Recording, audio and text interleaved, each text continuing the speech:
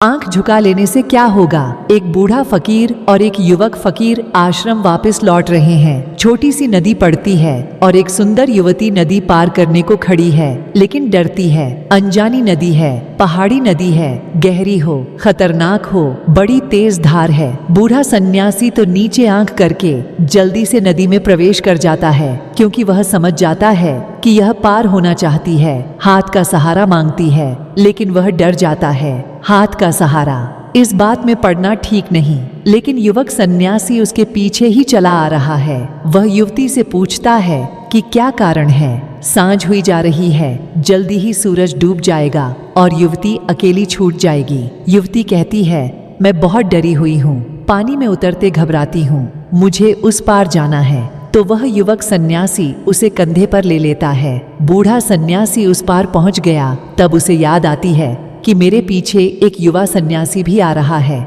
कहीं वह इस झंझट में न पड़ जाए। लौटकर देखता है तो उसकी आंखों को भरोसा ही नहीं आता है।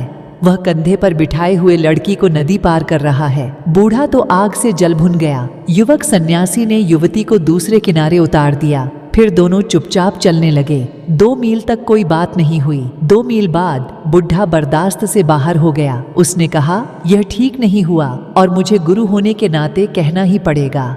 नियम का उल्लंघन हुआ है। तुमने उस सुंदर युवती को कंधे पर क्यों बैठाया? उस युवक ने जो कहा, याद रखना। युवक ने कहा, आप बहुत थक गए होंगे। बात आई और गई, लेकिन अभी तक आप भूले नहीं, जिसको तुम महात्मा कहते हो वह आंख तो झुका लेगा, लेकिन आंख झुकाने से कई वासनाएं समाप्त होती हैं। आंख फोड़ भी लो तो भी वासनाएं समाप्त नहीं होती। अंधे को इतनी ही वासना होती है जितनी तुमको शायद थोड़ी ज्यादा ही होती है, क्योंकि उस बेचारे के पास उपाय भी नहीं है।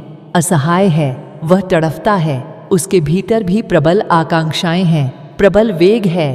तो आंख बंद कर लेने, आंख झुका लेने से क्या होगा? किसको धोखा दे रहे हो?